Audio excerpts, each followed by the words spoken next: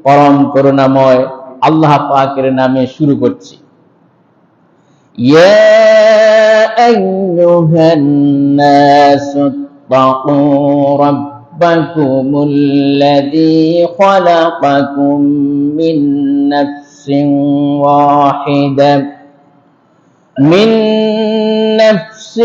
ওয়াহিদাতিন ওয়া খালাকা মিনহা যাওজাহা وبث منهما رجالا كثيرا ونساء واتقوا الله الذي تساءلون به والأرحام إن الله كان عليكم رقيبا সবাই পড়ি আল্লাহু আকবার। এই যে আয়াতটি তিলাওয়াত করলাম, এটি কার কালাম? সবাই বলুন, কার কালাম?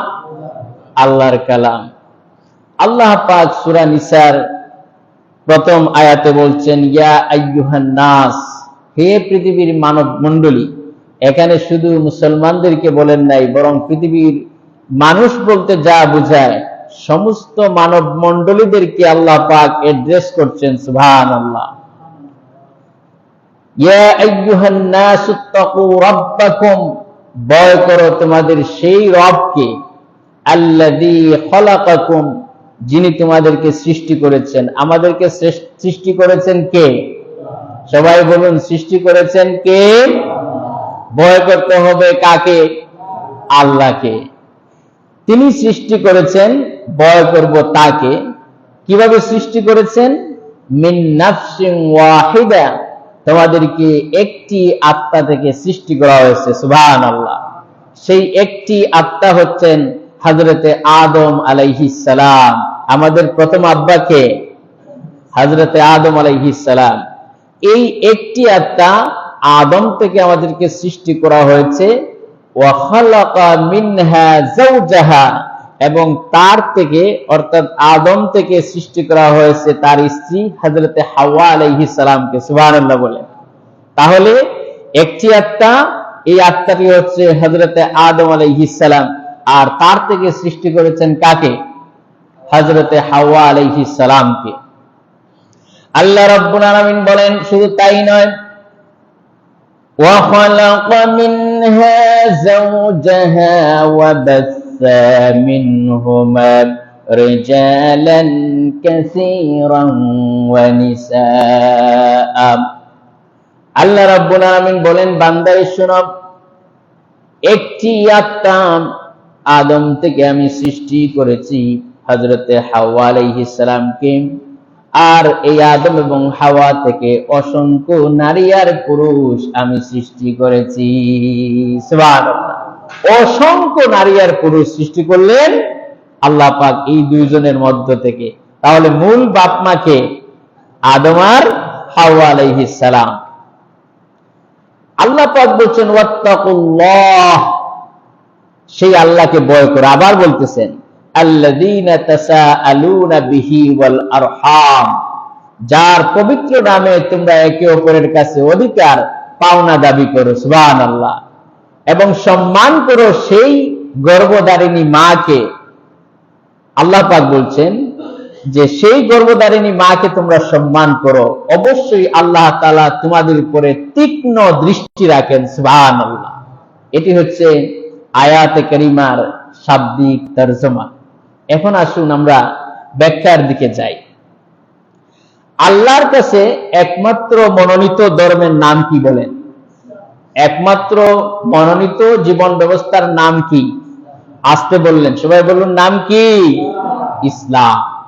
আল্লাহ রাব্বুল আলামিন বলেন, ইন্নাদ-দীনা ইনদাল্লাহিল ইসলাম, আল্লাহর কাছে একমাত্র মনোনীত ধর্মের নাম ইসলাম। আর এই ইসলাম দিয়েছে মানুষকে সব সমস্যার সমাধান। যদি বলেন, সব সমস্যার সমাধান দিয়েছে কে? ইসলাম দিয়েছে। ইসলাম সাদা এবং কালো মানুষের ব্যবধান দূর করেছে। কে দূর করেছে? ইসলাম দূর করেছে সাদা এবং কালো মানুষের ব্যবধান। শ্রমিকের অধিকার দিয়েছে ইসলাম, শিশুর অধিকার দিয়েছে ইসলাম, মানবাধিকার দিয়েছে ইসলাম, তারপরে সাম্প্রদায়িক সম্প্রীতি দিয়েছে ইসলাম। সুবহানাল্লাহ বলেন। এই পৃথিবীতে মানুষকে আল্লাহ তাআলা দুইটি শ্রেণীতে ভাগ করেছেন। কয়টি শ্রেণী? দুইটি শ্রেণী। এক শ্রেণী হচ্ছেন পুরুষ নর, আরেক শ্রেণী হচ্ছেন নারী। আরেক শ্রেণী কি? নারী, মহিলা। এই যে দুই শ্রেণী, এই দুইটি শ্রেণীতে শয়তান চিরকাল চেষ্টা করেছে মারামারি লাগানোর জন্য। শয়তান চেষ্টা করে নাই? করেছে। এবং মানুষেরা পৃথিবীতে যত মতাদর্শ আছে, সব মতাদর্শ, পরিবার, সমাজ, রাষ্ট্র সবাই চেয়েছে যে নারী আর পুরুষের মধ্যে দ্বন্দ্ব না হয়ে মিলেমিশে বসবাস করার জন্য এবং অধিকার সমানভাবে দেওয়ার জন্য, কিন্তু কেউ পারেনি। কেউ পেরেছে? একমাত্র নারী আর পুরুষের সমান অধিকার দিয়েছেন কে? সবাই বলুন, দিয়েছেন কে? আল্লাহ পাক। এই কোরআনের ভিতরে আল্লাহ পাক মানুষের নামে একটি সূরা দিয়েছেন ইন জেনারেল। সেই সূরাটির নাম হচ্ছে সূরা আন-নাস। যে বলেন সেই সূরাটির নাম কি? সূরা নাস, মিনাল জিন্নাতি ওয়ান নাস, মানুষের নামে, সকলের জন্য। আবার নারীর নামে একটি সূরা আছে, সেই সূরাটির নাম কি? সূরা নিসা, নারীর নামে, মহিলাদের নামে। নিসা মানে কি? নারী। এই তো আমি একটু আগে তিলাওয়াত করলাম প্রথম আয়াত, সূরা নিসা। আবার পুরুষের নামে সূরা আছে, ইব্রাহিম, মুহাম্মদ, এভাবে করে কোরআনের মধ্যে সূরা আছে কিনা? ঈসা আলাইহিস সালাম, মারিয়াম আলাইহিস সালামের নামে আবার মহিলাদের নামেও সূরা আছে, আছে কিনা? সূরা মারিয়াম আছে কিনা? মহিলার নামে সূরা আছে। তাহলে পুরুষের নামে যেমন সূরা আছে, মহিলার নামেও তেমন কি আছে? সূরা আছে। এক শ্রেণীর বুদ্ধিজীবী, কবি, সাহিত্যিক এবং নাস্তিক মুরতাদ যারা আছে, তারা বলে যে ইসলাম নারীদেরকে ঠকিয়েছে। বলেন নাউজুবিল্লাহ। সবাই বলুন নাউজুবিল্লাহ। তারা বুঝে না, ইসলাম সম্পর্কে তাদের ন্যূনতম জ্ঞান নাই বললেই চলে।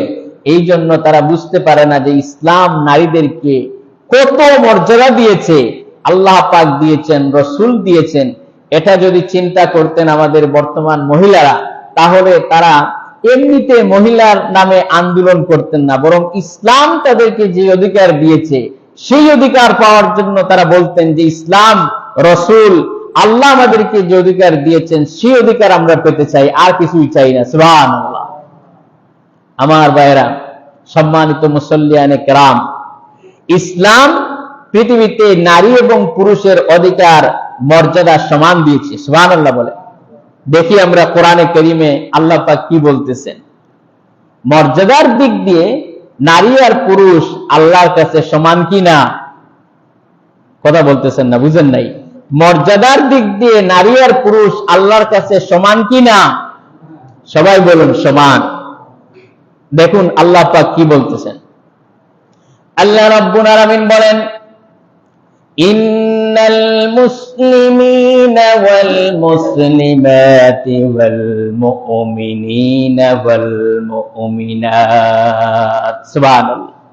আল্লাহ পাক বলছেন নিশ্চয়ই মুসলমান পুরুষ, মুসলমান নারী, ওয়াল মুমিনিনা ওয়াল মুমিনাত, ঈমানদার পুরুষ, ঈমানদার নারী, ওয়াল কানিতিনা ওয়াল কানিতাত, আনুগত্যশীল পুরুষ, আনুগত্যশীল নারী, ওয়াস সাদিকিনা ওয়াস সাদিকাত, সত্যবাদী পুরুষ, সত্যবাদী নারী, ওয়াস সাবিরিনা ওয়াস সাবিরাত, ধৈর্যশীল পুরুষ, ধৈর্যশীল নারী, ওয়াল খাশিঈনা ওয়াল খাশিআত, বিনীত পুরুষ, বিনীত নারী, ওয়াল মুতাসাদ্দিকিনা ওয়াল মুতাসাদ্দিকাত, দানশীল পুরুষ, দানশীল নারী, ওয়াস-সাইমিনা ওয়াস-সাইমাত, রোজা পালনকারী পুরুষ,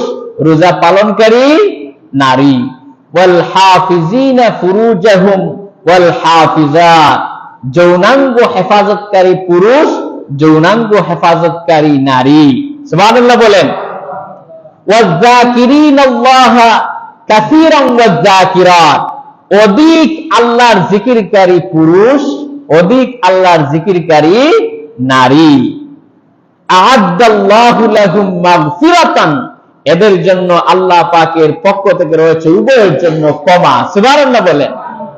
ওয়া আজরান আযীমা, এবং আল্লাহর পক্ষ থেকে তাদের জন্য উত্তম পুরস্কার, জান্নাত পাবে কিয়ামতের দিন। বলুন সুবহানাল্লাহ। এখানে কি আল্লাহ পাক নারীদেরকে বাদ দিয়েছেন? শুধু পুরুষের কথা বলেছেন, না নারী আর পুরুষ উভয়ের কথা?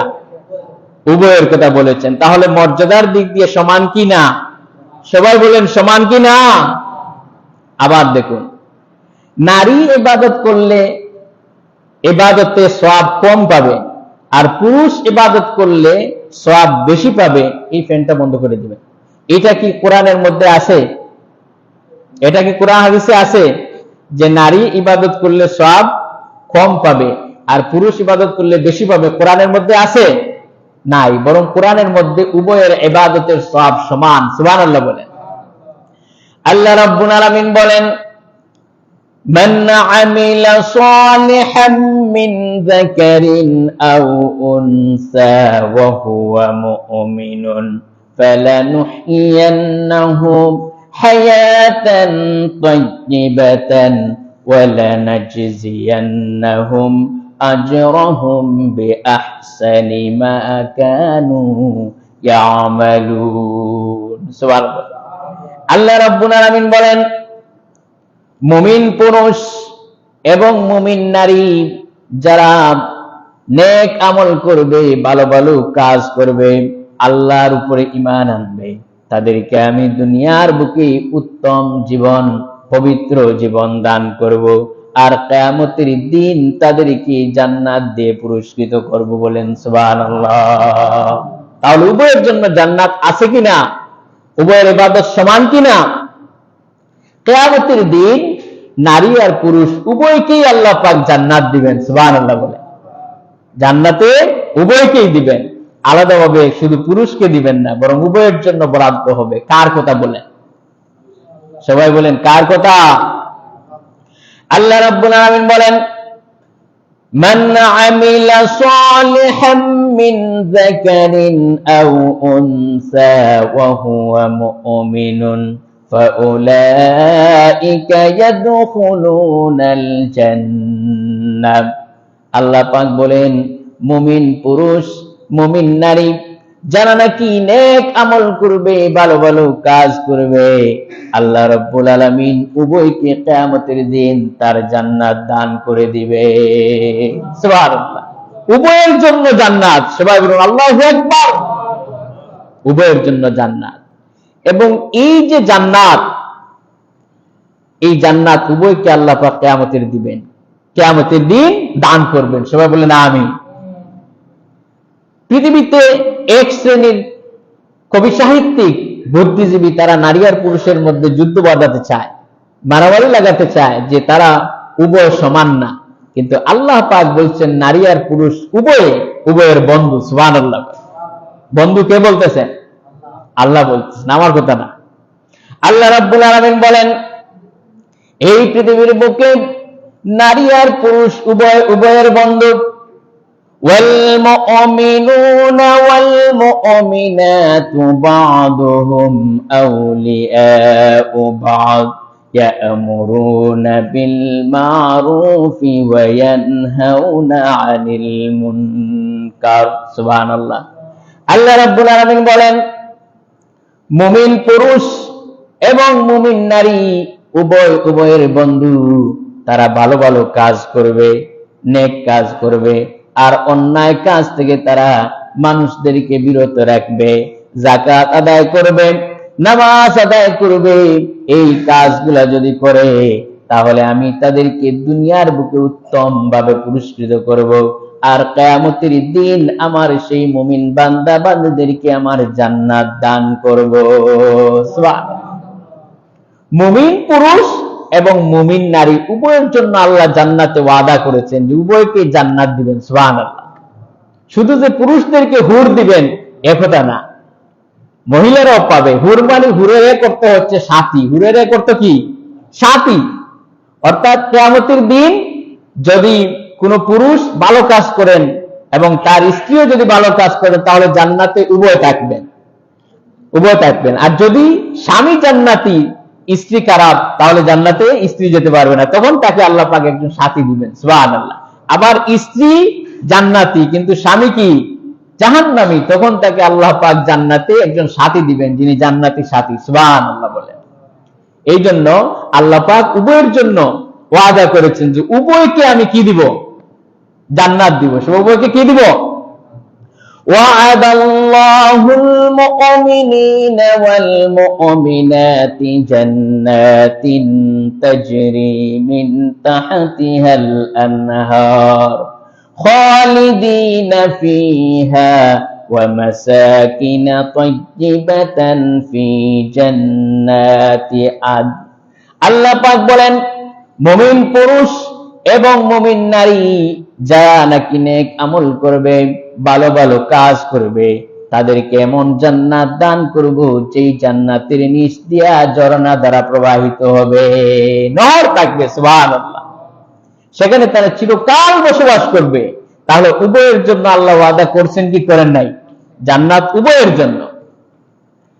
এখন মুমিন আর মুমিন পুরুষ এবং মুমিন নারী উভয়কে সওয়াবের ব্যাপারে কোনো কমতি করবেন না। সুবহানাল্লাহ বলে আল্লাহ রাব্বুল আলামিন বলেন, লা উদিউ আমাল আমিলিন মিনকুম মিন যাকারিন আও উনসা বা'দুকুম মিন বা'দ ফাল্লাযীনা হাজারু ওয়া উখরিজু মিন দিয়ারিহিম। আল্লাহ পাক বলেন, মুমিন পুরুষ এবং মুমিন নারী যারা নাকি আমার রাস্তায় চলেছে, আমার রাস্তায় হিজরত করেছে, আমার রাস্তায় শাহাদাত বরণ করেছে, উভয়কে আমি সমানভাবে জান্নাত দান করব। সুবহানাল্লাহ। তাহলে উভয়কে আল্লাহ পাক সমানভাবে জান্নাত দিবেন কি দিবেন না? জান্নাত দিবেন। তাহলে এই যে নারী আর পুরুষের অধিকার সমান হলো কি হলো না? সবাই বলবেন সমান কি সমান না? সমান। এখন এই পৃথিবীতে মহিলাদেরকে তাদের জীবন অনুযায়ী আমরাও জীবন পাই, তারাও জীবন পায়। হায়াত পায় কিনা?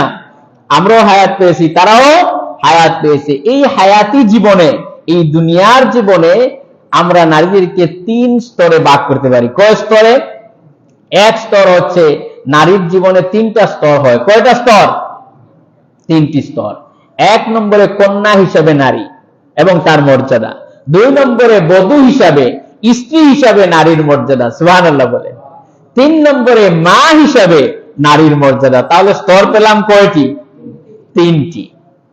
কন্যা হিসাবে ইসলাম মহিলাদেরকে, নারীদেরকে যে সম্মান দিয়েছে, কোরআন হাদিসে যদি আপনি পড়েন, এগুলো যদি স্টাডি করেন, চিন্তাও করতে পারবেন না এত সম্মান পুরুষদেরকে দেওয়া হয়নি। সুবহানাল্লাহ বলে আমার বন্ধুগণ, কন্যা হিসাবে নারীকে যেই মর্যাদা আল্লাহ পাক দিয়েছেন, আল্লাহ রসুল দিয়েছেন, সেই মর্যাদা সম্পর্কে নবীজি বলেন, একটা কন্যা যখন কোন ঘরের মধ্যে জন্মগ্রহণ করে, সুবহানাল্লাহ, এই কোন ঘরের মধ্যে একটি কন্যা সন্তান যখন জন্মগ্রহণ করে, তখন আল্লাহর রহমতের ফেরেশতা নাজিল হন।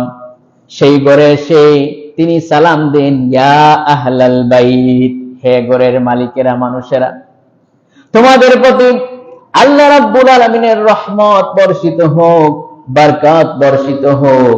এইভাবে করে ওই রহমতের ফেরেশতা তার নূরের তৈরি হাত দিয়ে ওই সন্তানের মাথায় বুলাতে থাকে আর বলতে থাকে, এই নবজাতক ছোট্ট বাচ্চাটিকে যে আদর করবে, সোহাগ করবে, এই বাচ্চাটিকে যে মহব্বত করবে, লালন পালন করবে, আর তাকে দ্বীন শিখাবে, ঈমান শিখাবে, আর তাকে সৎ পাত্রস্থ করবে, আল্লাহ রব্বুল আলামিন কিয়ামত পর্যন্ত তার সাহায্য এই পরিবারের জন্য অব্যাহত রাখবেন। সুবহানাল্লাহ। কিয়ামত পর্যন্ত সাহায্য এই পরিবারের জন্য, তার মা বাবার জন্য অব্যাহত রাখবেন। এরকম একটি হাদিস ছেলে সন্তানের বেলা নাই, আছে? তাহলে মর্যাদা দিল কে? আল্লাহ দিয়েছেন কাকে? মহিলাদেরকে। সুবহানাল্লাহ। যেই যুগে নারীদের কোনো সম্মান মর্যাদা ছিল না, কোনো মর্যাদা ছিল না, বিআইয়ি জামবিন কুতিলাত, তাদের জন্ম হওয়ার পরেই তাদেরকে হত্যা করা হতো, অথবা আছাড় মেরে জমিনের মধ্যে ফেলে দিয়ে তাকে হত্যা করা হতো, অথবা তাকে পাথর দিয়ে আঘাত করে শেষ করা হতো, পাহাড় থেকে উঁচু করে সেখান থেকে ফেলে দিত। সেই যুগে রাসূল করিম সাল্লাল্লাহু আলাইহি ওয়াসাল্লাম নারীদেরকে এই কথাগুলো বলেছেন, সম্মান দিয়েছেন। সুবহানাল্লাহ। শুধু তাই নয়, আল্লাহর হাবিব বলেন, মান আলা জারিয়াতাইন হাত্তা তাবলুগা জাআ ইয়াউমাল কিয়ামাতি আনা ওয়া হুয়া ওয়া দাম্মা সাবিয়াহু, রাওয়াহু মুসলিম। মুসলিম শরীফের হাদিস। আল্লাহ নবী বলেন, কোন ব্যক্তির যদি, কোন মা বাপের যদি দুইটা কন্যা সন্তান থাকে, আর এদেরকে যদি দিন শিখায়, ঈমান শিখায়, লালন পালন করে, আর সৎ পাত্রস্থ করে, তাহলে কিয়ামতের দিন ওই দুই সন্তান, কন্যা সন্তানের পিতামাতা আর আমি মুহাম্মদুর রাসূলুল্লাহ সাল্লাল্লাহু আলাইহি ওয়াসাল্লাম পাশাপাশি জান্নাতে বসবাস করব। সুবহানাল্লাহ। আল্লাহর হাবিব আরো বলেন, যার তিনটি সন্তান রয়েছে, তিনটি কন্যা সন্তান আছে, আর এদেরকে যদি লালন পালন করে, এদেরকে যদি আদর করে, সোহাগ করে, আর এদেরকে যদি ভালো পাত্রস্থ করে, সৎ পাত্রস্থ করে, কিয়ামতের দিন মুহাম্মদ সাল্লাল্লাহু আলাইহি ওয়াসাল্লামের সাথে একই জান্নাতে সেই মা বাপ বসবাস করবে। সুবহানাল্লাহ। একজন সাহাবী বললেন, ইয়া রাসূলুল্লাহ, আমার একজন সন্তান, এই একটাকেও করলে কি সেটা হবে? রাসূল বলেছেন, একটি কন্যা সন্তান থাকলেও সেটাকেও যদি তুমি এইভাবে করে লালন পালন করো, মহব্বত করো, আর দিন শিখাও, ঈমান শিখাও, আর ভালো পাত্রে বিবাহ দাও, তাহলে তুমিও আমার পাশাপাশি জান্নাতে থাকবে। সুবহানাল্লাহ। আমার ভাইরা, ইসলাম কত মর্যাদা দিয়েছে। যেই যুগে নারীদের সম্মান ছিল না, মর্যাদা ছিল না, কিছুই ছিল না, সেই যুগে আল্লাহ পাকের রাসূল মহিলাদেরকে সম্মান দিয়েছেন। বনু তামিম গোত্রের সরদার কায়েস বিন আসেম, তিনি ইসলাম কবুল করার জন্য রাসূল করিম সাল্লাল্লাহু আলাইহি ওয়াসাল্লামের কাছে এসেছেন। তিনি ইসলাম কবুল করবেন। নবীজি তাকে ইসলাম কবুল করালেন। সুবহানাল্লাহ। নবীজি বললেন, পড়ো লা ইলাহা ইল্লাল্লাহু মুহাম্মাদুর রাসূলুল্লাহ। জোরে পড়েন, লা ইলাহা, আর জোরে, লা ইলাহা, লা ইলাহা, লা ইলাহা ইল্লাল্লাহু মুহাম্মাদুর রাসূলুল্লাহ সাল্লাল্লাহু আলাইহি ওয়াসাল্লাম। তিনি ইসলাম কবুল করলেন। নবীজি ইসলাম কবুল করালেন। তিনি বললেন, ইয়া রাসূলুল্লাহ, আমার কি গুনাহ মাফ হয়ে গেছে? বললেন, হ্যাঁ, তোমার গুনাহ মাফ হয়ে গেছে। বললেন, ইয়া রাসূলুল্লাহ, আমি তো যেই গুনাহ করেছি সেই গুনাহ কখনোই মাফ হওয়ার কথা নয়। তিনি বললেন, কি করেছ? তিনি বললেন, ইয়া রাসূলুল্লাহ, আমার একটা ছোট্ট মেয়ে ছিল, আমি তো তাকে মেরে ফেলেছি, শেষ করে দিয়েছি। রাসূলুল্লাহ বললেন, কিভাবে মেরেছ? বলল যে, আমি যখন সফরে ছিলাম, বিদেশে ছিলাম, তখন আমার স্ত্রী আমাকে জানালো যে তার একটা মরা সন্তান হয়েছে। কারণ সেই যুগে মেয়ে সন্তান বললেই তো মেরে ফেলবে। এই জন্য স্ত্রী বললেন যে একটা মরা সন্তান হয়েছে, এটা তো আমরা ফেলে দিয়েছি, মাটিতে পুঁতে রেখেছি। কিন্তু কয়েক বছর পরে এসে দেখি আমার ঘরের মধ্যে একটা সুন্দর ফুটফুটে বাচ্চা দৌড়াদৌড়ি করতেছে। আমি জিজ্ঞেস করলাম স্ত্রীকে, যেটা, এই বাচ্চাটি কার? তিনি বললেন, স্বামী, আমাকে মাফ করবেন, আমি আপনার সাথে মিথ্যা কথা বলেছিলাম যে মেয়ে হলে পরে মেরে ফেলবেন। এই জন্য বলেছি যে আমাদের একটি বাচ্চা হয়েছে, আর এই বাচ্চাটি হওয়ার পরে আপনার কাছে তো মিথ্যা বলেছি, এই বাচ্চা হতে হতে এই বড় হয়ে গেছে। তিনি মেয়েটাকে কাছে ডাকলেন এবং তাকে আদর করলেন। মেয়েটা আব্বা আব্বা বলে ডাকতেছে। ওই সাহাবী বলছেন, ইয়া রাসূলুল্লাহ, আমার মনের ভিতরে একটু দুষ্ট বুদ্ধি আসলো। যে এই মেয়েটা যখন বড় হবে, বড় হয়ে যাওয়ার পরে এই মেয়েটা আরেক বাড়িতে বিয়ে হবে, সেই বাড়িতে ঝাড়ু দিবে, তারপরে কাপড় কাচবে, তারপরে সেই বাড়ির রান্না বান্না করবে, আর আমি হচ্ছি এলাকার সর্দার, আমার একটা মর্যাদার মধ্যে এটা তো পড়ে না, আমার মর্যাদা কি থাকলো? এই জন্য আমার দুষ্ট বুদ্ধি আসলো, আমি চিন্তা করলাম এই মেয়েটাকে মেরে ফেলতে হবে। আমি বললাম মাকে যে এটাকে সাজাইয়া দাও, আর মা দিল সাজাইয়া, বললাম তাকে দাওয়াত খেতে নিব। আমি মেয়েটাকে এইভাবে করে দাওয়াত খেতে নিয়ে গেলাম, কিন্তু মেয়েটা পিছন থেকে আমাকে শুধু আব্বা আব্বা বলে ডাকে।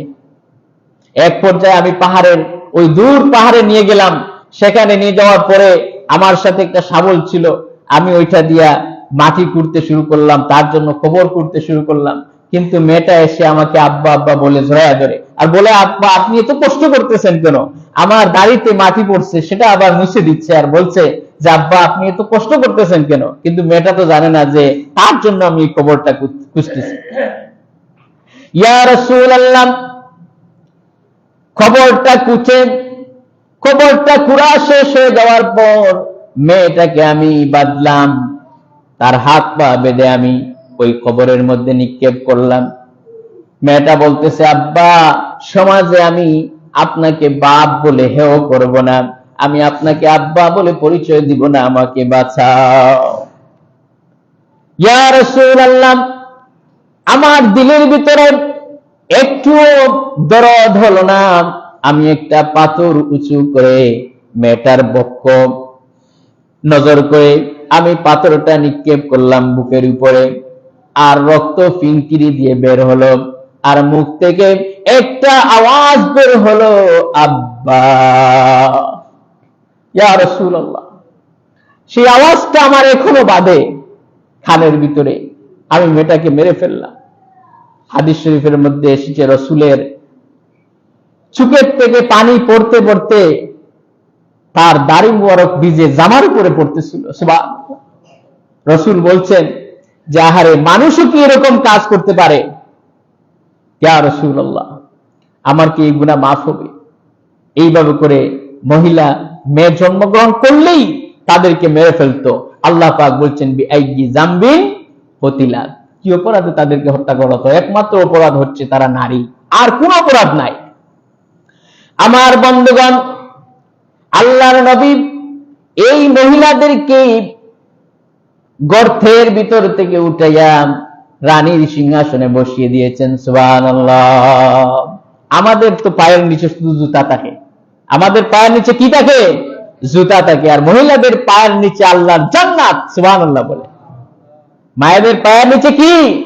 আল্লাহর গোটা জান্নাত। সুবহানাল্লাহ। এই জন্য মেয়েদেরকে রাসূল এত ভালোবাসতেন, হযরতে ফাতিমাকে রাসূল বেশি ভালোবাসতেন। তিনি যখন কোথাও যেতেন তখন সকলের শেষে সকলের আগে তিনি ফাতিমাকে বলতেন। সুবহানাল্লাহ। আবার যখন কোথা থেকে আসতেন, বিদেশ থেকে আসতেন, সফর থেকে আসতেন, তখন সকলের আগে দেখা করতেন কার সাথে? ফাতিমার সাথে। রাসূল বলেছেন ফাতিমা আমার কলিজার টুকরা, যে ফাতিমাকে কষ্ট দেয় সে আমি মুহাম্মদ সাল্লাল্লাহু আলাইহি ওয়াসাল্লামকে কষ্ট দেয়। এই জন্য রাসূল সবচেয়ে বেশি তিনি মেয়েদেরকে সম্মান দিয়েছেন, মর্যাদা দিয়েছেন। সুবহানাল্লাহ। সুবহানাল্লাহ বলে। এরপরে এই মেয়েটা বড় হয়ে গেল, তারপরে আমরা বিয়ে দিয়ে দিই। কি দিয়ে দেই? বিয়ে দিয়ে দিই। তখন কি হয়ে যায়? কারো বউ হয়ে যায়। সুবহানাল্লাহ। আল্লাহ রাব্বুল আলামিন বলেন وَمِنْ آيَاتِهِ أَنْ خَلَقَ لَكُم مِّنْ أَنفُسِكُمْ أَزْوَاجًا لِتَسْكُنُوا إِلَيْهَا وَجَعَلَ بَيْنَكُم مَّوَدَّةً وَرَحْمَةً। আল্লাহ পাক বলেন আমার অসংখ্য নিদর্শনের ভিতরে এটিও একটি নিদর্শন যে আমি তোমাদের থেকে তোমাদের জোড়া তৈরি করেছি। সুবহানাল্লাহ। তোমাদের থেকে তোমাদের স্ত্রী তৈরি করেছি, তোমরা যাতে করে তাদের কাছ থেকে ভালোবাসা পেতে পারো, তাদের কাছ থেকে তোমরা আদর যত্ন পেতে পারো। আর যখন বুড়ো হয়ে যায় মানুষ, তখন এই ভালোবাসা থাকে না, তখন শরীরে তার করুণায় আমি আল্লাহ তৈরি করে দেই। সুবহানাল্লাহ। যৌবনকালে স্বামী স্ত্রীর যে ভালোবাসা থাকে, ওই ভালোবাসা বুড়া হলে থাকে? বুড়া হলে থাকে না। কিন্তু আম পাকলে যা হয়, বুড়া হয়ে যাওয়ার পরে আমাদের এখানে চাচারা যারা আছেন, বুড়া হলে কিন্তু বুড়ি ছাড়া আর চলে না, বুড়ির জন্য বুড়া ছাড়া চলে না। তখন বুড়া আর বুড়ি কাছে থাকতে চায়। সুবহানাল্লাহ বলে। এই জন্য যাদের মা বাপ বুড়া রয়েছেন, এক ঘরে জায়গা দিবেন। কয় ঘরে? এক রুমে জায়গা দিবেন, 2 রুমে না। মা এক রুমে আর আপনার বাবা এক রুমে, এরকম দিবেন না। অনেক মানুষ ইন্তেকাল করে, স্ত্রীও জানে না, কেউ জানে না ইন্তেকাল করে। সুতরাং বুড়া বয়সে আপনি এটা চিন্তা করবেন না যে বুড়া বয়সে মা বাবা একসাথে থাকার দরকার নাই, বরং বুড়া বয়সে বরং আরো বেশি থাকে। বুড়া চিন্তা করে, আহারে আমি যদি চলে যাই তাহলে আমার বুড়ির কি হবে, আর বুড়িও চিন্তা করে যে আমি যদি চলে যাই তাহলে আমার বুড়াটা কি হবে। এই জন্য আল্লাহ পাক বলেন, ওয়াজআলা বাইনাকুম মাওয়াদ্দাতান ওয়া রাহমা, আমি তখন এই ভালোবাসা রহমতের সৃষ্টি করি। সুবহানাল্লাহ। তখন আর ওই আগের ভালোবাসা থাকে না, কিন্তু এটা রহমত হয়ে যায়। আর রহমত তো ভালোবাসার চাইতে বড়। সুবহানাল্লাহ বলেন। রাসূল ওয়া মা আরসালনাকা ইল্লা রাহমাতাল লিল আলামিন, রাসূল হচ্ছেন রহমত। আর ওয়া রাহমাতি ওয়াসিআত কুল্লা শাই, আল্লাহ পাক গোটা বিশ্ব রহমত দিয়ে ভরপুর করেছেন। সুবহানাল্লাহ। আমার ভাইরা, এই যে ইসলাম, এই যে স্ত্রীকে মর্যাদা দিল, স্ত্রী হয়ে গেল, এখন দেখেন আল্লাহ পাক বলছেন ভালোবাসা। স্ত্রীর বাড়ি এক জায়গায় আর স্বামীর বাড়ি আরেক জায়গায়। মনে করেন স্ত্রীর বাড়ি মৌলভীবাজার আর স্বামীর বাড়ি সিলেটে, মারামারি হয়? উভয়ের মধ্যে কত একজন আরেকজনের রুচির মিল নাই, চলাফেরার মিল নাই, পারিবারিক মিল নাই, কিন্তু তারপরও আল্লাহ পাক মহব্বত সৃষ্টি করেছেন। সুবহানাল্লাহ বলে। রাসূলুল্লাহ এই জন্য খাদিজাকে সবচেয়ে বেশি মহব্বত করতেন। সুবহানাল্লাহ বলে। আল্লাহ নবী বলেন, রাসূল করিম সাল্লাল্লাহু আলাইহি ওয়াসাল্লাম তার স্ত্রী খাদিজাকে এত মহব্বত করতেন, এটা কোনো খারাপ জিনিস